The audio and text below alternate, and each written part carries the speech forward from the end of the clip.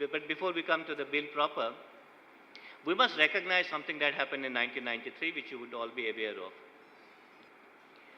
1993 में एक केस था सुप्रीम कोर्ट में, बड़ा famous Unnikrishnan case. In the course of that decision, the Supreme Court said that if you combine Article 45 of the Directive Principles with the Article 21, which is right to life, then the right to education already exists in the Constitution. You don't have to separately ask for it. Because the Directive Principle 45, qualified by Article 21, it interpreted maintains right to education. Therefore, there should be universal education for children up to age 14. And after age 14, it will be determined by the economic capacity of the state. What does that mean in real terms? Education is a fundamental right से क्या होगा? इसका मतलब ये है कि अगर कोई भी 14 साल से कम का बच्चा स्कूल में नहीं है तो उसकी जिम्मेदारी सरकार की है. It essentially means that there can be no children out of school up to age 14 for any reason. Child labor, disability, whatever, cannot be out of school. And if there is a child out of school, then the government can be taken to court that I found a child who is not in school, and the government will have to ensure through a process which will be determined that the child gets education. That's what it means. And constitutionally, this was interpreted by the Supreme Court in 93 that it exists. But the government did not implement the right. They brought in schemes. पहले DPEP 94 से आया. DPEP खत्म होने के बाद सर्व शिक्षा अभियान आया. Now these are schemes of the government. Schemes do not constitute a fundamental right. Schemes are that आप मांगो तो हम देने की कोशिश करेंगे. जैसे एजुकेशन गारंटी सेंटर है, आप मांगो तो हम आपको एजुकेशन गारंटी करेंगे. Whereas a fundamental right means you don't have to ask. It's your right and it has to be implemented by the state. There is no question of parents asking.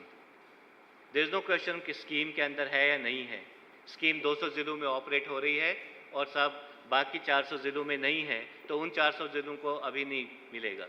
जैसे DPEP पहले था वो 200 जिलों में था, सर्व शिक्षा अभियान भी कुछ जिलों में था. So there is a total difference between what you may call a scheme and what you may call a right, or what you may call a guarantee center, education guarantee center. Now, the state did not implement the 93 judgment, it brought in schemes. But there was pressure on the state that the Supreme Court had ruled. So what did the state do? State brought in a constitutional amendment in 2002. एक तो उसमें जो Article 21A insert किया, which is now the second right in the Constitution after right to life. It gave education as a fundamental right. But in writing the Article 21A, it said, the state shall provide free and compulsory education to children in the age group 6 to 14 years through a law that it may determine. Article 45 had said up to age 14. It had never said 6 to 14. And that would mean that children from birth to age 14 had a fundamental right to education, which includes pre-primary, which includes ECCE. So ECCE, pre-primary would have been a right under Article 45. Then it also said this will be done through a law which the state may determine. The Unnikrishnan judgment had said the right exists. 86th Amendment says it will exist only when a law is made under which it is implemented.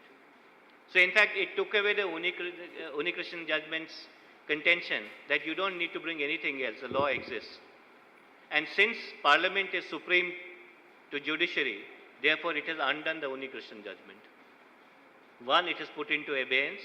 Second, since the law has not come, and law means the bill, from 2002 to 2008 for 6 years, since there is no law, therefore the 86th Amendment is not even notified in the Gazette.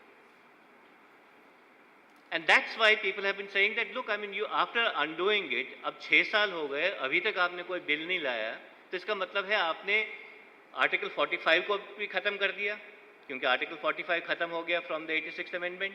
आपने Unnikrishnan judgement को भी खत्म कर दिया.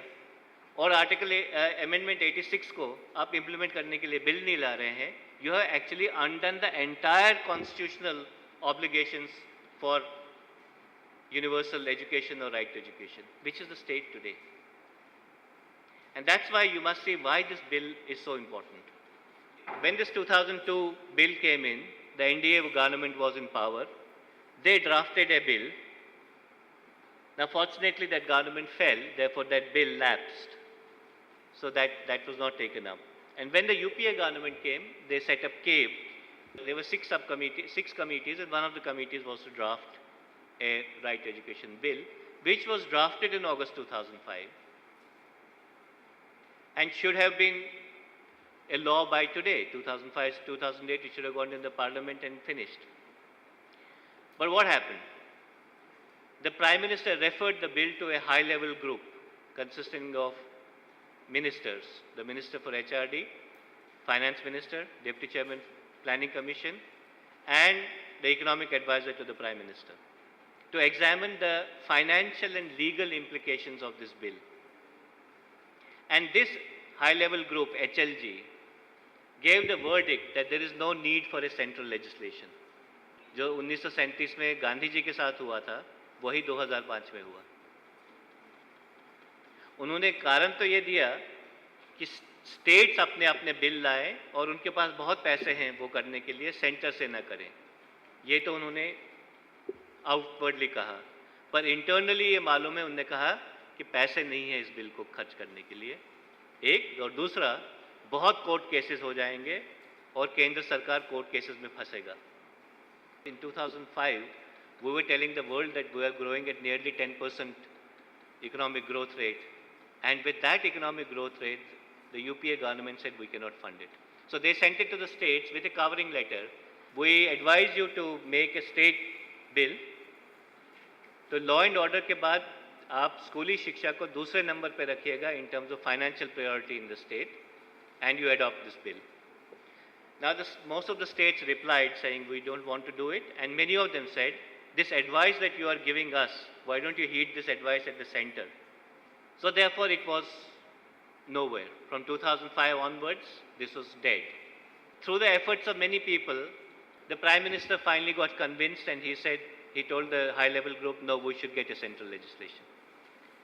And this happened in February 2008. लेकिन उसके बाद ये हुआ कि जब बिल बनता है, HRD मिनिस्ट्री ने बनाया, तो it goes to concerned ministries. So it got stuck at Planning Commission, and finally it got stuck at Law Ministry. They said quality aspects cannot be they're not justiciable. उनको court में नहीं लाया जा सकता है, तो क्वालिटी तो आप हटा दीजिए. तो हमारा कहना था कि अगर क्वालिटी हटा रहे हैं इसमें से, तो फिर क्या होगा शिक्षा में? That's our major problem, if we cannot legislate on quality. It was a long battle, and finally the Law Ministry relented, and therefore all those quality aspects came back. Now, with all that, what happened with the bill is that on 8th July, it came through the ministries, it was prepared and sent to the Cabinet. And the Cabinet considered this in its meeting on 9th August. But,